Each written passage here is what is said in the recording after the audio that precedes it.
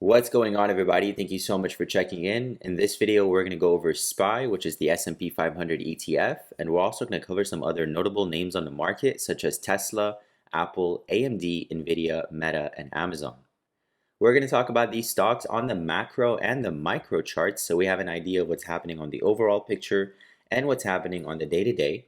But before we get started in talking about our levels and price targets, let's talk about some key things that happened last week and some things that are happening this week that could potentially pivot markets higher or force them to pull back further. First and foremost, the most important thing that happened last week was the release of the PCE report, which is the Federal Reserve's preferred inflation index. So why do we care about the Federal Reserve? It's because they're controlling interest rates, and interest rates are right now the biggest focus for markets. This entire stock market rally, ever since it started back in November of last year, has been getting built upon the idea of an interest rate cut. So the market is paying specific attention to inflation reports to figure out if an interest rate cut is coming sooner or later. Now, last week's inflation reading was promising, but it's still not at the 2% mark that the Federal Reserve has in mind. So the Federal Reserve has promised that they will keep interest rates elevated and monetary policy tight until the PCE or the inflation reading reaches 2%. It has significantly improved from the 7% mark we saw a couple years ago, but it is still lingering around 2.5 to 2.7%, and it has gone up over the last 2 months. Now, the fact that it has gone up over the last 2 months has caused a little bit of fears in the market. We can clearly see there's been a lot of instability over the last 2 months, with SPY pulling back to some key major supports. But nonetheless, markets have charged higher, and the fact that they posted their best month this year so far in May just goes to show how strong buyers are as a whole in the market. They have seen geopolitical pressures, they have seen economic pressures, but buyers are still resilient, and they're continuing to buy this market higher, thanks to major company earnings like NVIDIA, of course, as well, adding to the mix. Now, apart from the PCE report last week, we also see the GDP report, which is the gross domestic product. The GDP report for the United States in the first quarter came in below estimates, and it came in at 1.3%. So you can see that this is the lowest reading we've had over the last several quarters, which is an alarming sign. However, the market can possibly see it as good news. So let's talk about this. If the market sees it as good news, they do so because slower spending and slower growth pretty much means that Americans aren't spending, so demand will come down, therefore bringing inflation down and once again promising that there will be an interest rate cut. However, if the GDP report continues to slide and it continues to go down, we may see a negative report. Now, if you guys remember, a couple of years ago, one of the biggest fears for the market was the economy slipping into a recession. A recession is defined as two back-to-back quarterly losses in terms of a company's GDP. Now, we are flirting with that number. We're only growing at 1.3%, and based on consumer spending reports and trends lately, it looks like we may actually hit a negative quarter. Now, that may be seen as good news for inflation, but it will begin taking its toll on company earnings eventually down the line, and that may impact markets in the long run. So in the short run, for the next 6 to 12 months, we may be fine, but if that GDP number continues sliding down, then we may start seeing earnings hurt, and that will eventually hurt stock prices. Now, moving on from the GDP report and the intensity of that, let's talk about the unemployment rate, which is another major report that's coming out this week. So last week we were focused on inflation and GDP. This week we're focused on unemployment. That's going to be the main thing that markets are going to be looking forward to. Specifically, we are looking at the Friday unemployment report. So the US unemployment report is coming out on Friday, and it will come out before market open, and that will likely decide how markets close out this week. So if you're swing trading, or if you're position trading, or if you're just watching markets, keep Friday morning in mind. That will be a major mover for the markets. Now, just like the GDP report, the unemployment rate is starting to go up. So GDP is coming down, unemployment is going up. What's happening? Okay, so if you're not paying attention to what's happening in the economy, it takes 18 to 24 months for interest rates to begin taking their toll. And the Federal Reserve started their interest rate cycle. They started raising interest rates about 24 months ago. And now, 24 months later, we're starting to see the impact. Those high interest rates are starting to take their toll. One, we see that with spending coming down. You can clearly see that our gross domestic product has gone down significantly.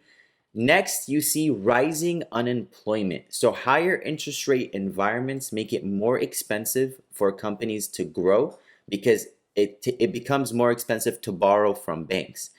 Higher interest rates environments also force unemployment because companies are forced to do layoffs. And so with that being said, you can clearly see that in the last 4 months, unemployment has ticked up from about 3.5 to 3.7 to about 3.9% last month. So this is an alarming sign. The market in the short term may see it as good news because yes, higher unemployment probably means that there will be lower demand and spending, which will eventually lead to lower inflation.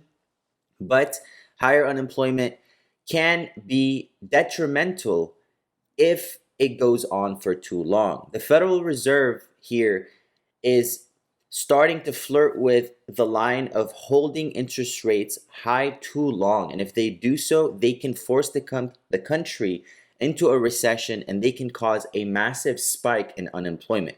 So right now, the Federal Reserve is at a pivotal time and they're going to need to pivot soon, or else they're risking us going further down in terms of growth as a country, and they're risking unemployment to rise significantly. We are already reading at an inflation reading of 2.7%, which is promising.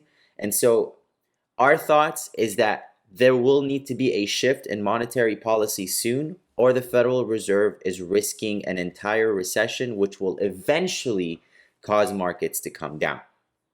But now let's focus on what's happening on the short term. So apart from what's happening on the overall macroeconomic picture, let's talk about what's happening on the charts, because we all know that no matter how the economy looks, the market has a mind of its own. And at the end of the day, what drives markets are going to be interest rates and company earnings. Now, luckily, many companies reported very strong earnings, and excitement around artificial intelligence just continues to drive markets higher. Now, last month, we closed out the month of May, and we did so with a bang. We can see that in the last hour of the month, about 24 million in volume hit the wire for SPY. That 24 million summed up about 25% of the entire day's volume just in the final hour, where buyers came in and forced a close above very key and significant levels. And to see those levels, we have to zoom all the way out to the monthly time frame. The previous month, the month of April, we can see that we broke the month-over-month trend and we closed below the previous month's candle. So you can see that ever since we bounced at the 10 and 20-day moving averages, month-over-month, we closed above the previous month until April. Now, until the final 10 minutes of the day, we were projected to close once again in a bearish position. However, in the final 10 minutes, we saw buyers step in and they forced a close back above the previous month's candle, pretty much regaining the month-over-month trend and putting in that confidence to go into this month, likely going higher. So we are bullish for this month coming ahead. And you can clearly see on the weekly as well, for the entire week, we were very close to closing near that 10-day moving average, but buyers came in and forced the week higher. This doesn't mean that this week in specific will push us higher, but for the month of June, we can expect markets to push higher. Of course, some stocks will pull back, but we expect big names like big tech names to continue moving up. And of course, different parts of the market. We are seeing a lot of capital rotation right now between different sectors of the market. And capital rotation is part of any healthy market because we can't really get a sustainable bullish flow or bullish rally if only one or two companies are doing all the lifting. And so if your favorite company is pulling back and you're looking for other opportunities, make sure you're scanning other sectors, because a lot of times you're going to find that money is going to different sectors, whether it's the financial sector, whether it's the technology sector, or whether it's the real estate sector, whatever it is that it may be at that time. Now, coming in from the monthly to the weekly to the daily time frame, so we're started with the macro and we're moving slowly inward. You can see that obviously Friday's volume was significantly stronger than much of the volume that preceded it. The candle fully overtook the previous day, another positive and bullish sign. So let's zoom in and talk about SPY here on the hourly time frame. So if you are a bull and you are looking for a further breakout and continuation, the most important resistance, and this is probably needless to say, is going to be the all-time high mark at 534.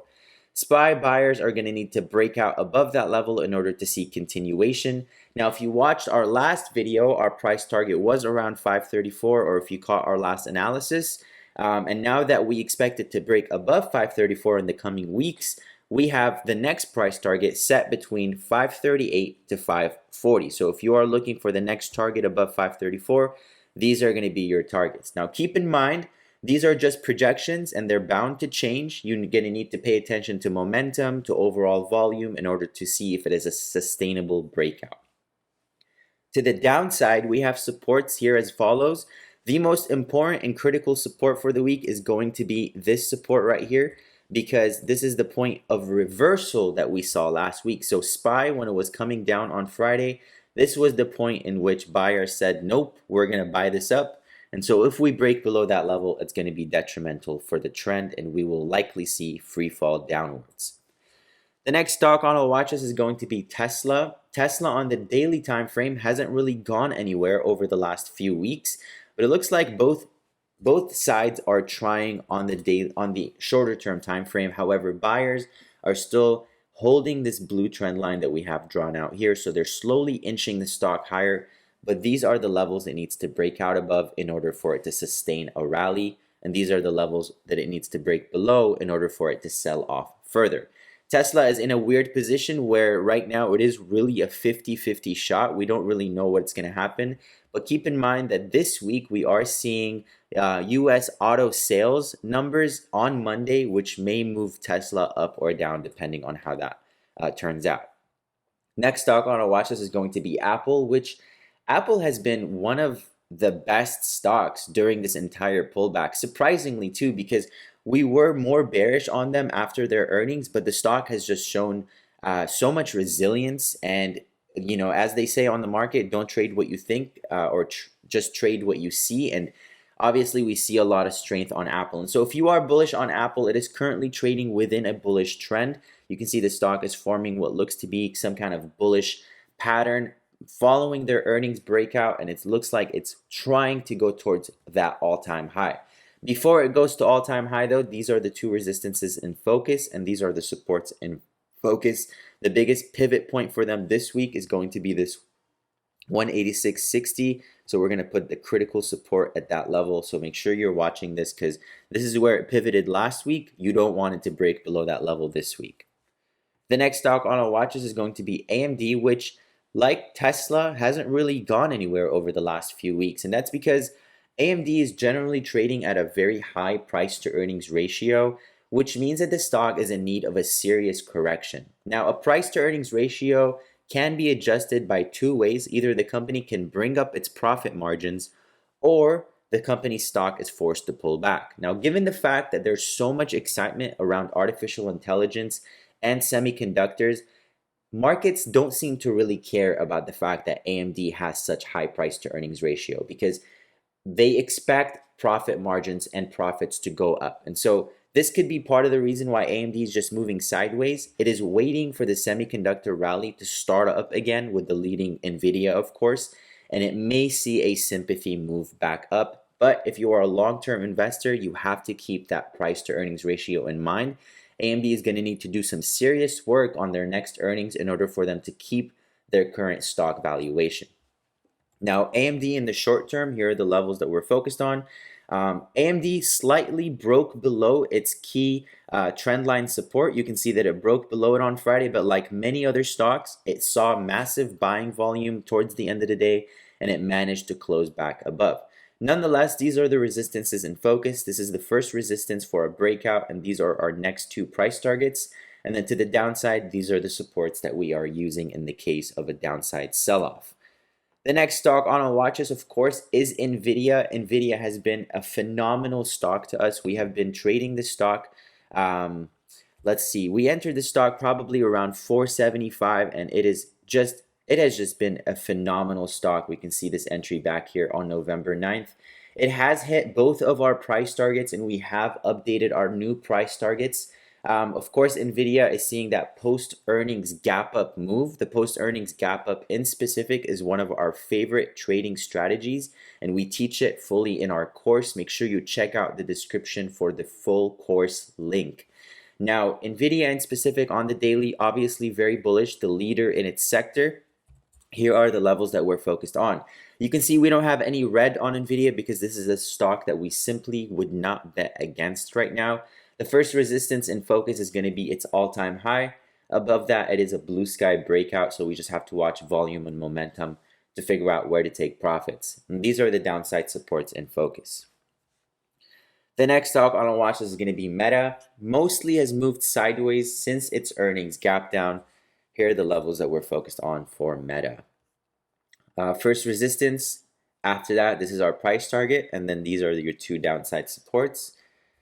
Last but not least is Amazon, which has pulled back significantly. It is back at its 100-day moving average. The last time it saw this level, it bounced back significantly and managed to push higher. Let's see if buyers can do that once again. And so if you are looking at Amazon this week, the first thing you want to do every single day is open up that daily time frame and see where it opened in relation to that 100-day moving average. If it's above it, it will use it as support. If it's below it, it'll be a resistance point, and it may sell off below it. Here are the shorter term levels on Amazon in focus. Here are your resistance points, and of course, here are your support points. Alrighty guys, so that wraps up our video. We hope you guys found that video helpful. If you are looking to get our daily updates and setups, make sure you check out the link in the description for the Hyper Chat membership. Thank you so much and best of luck.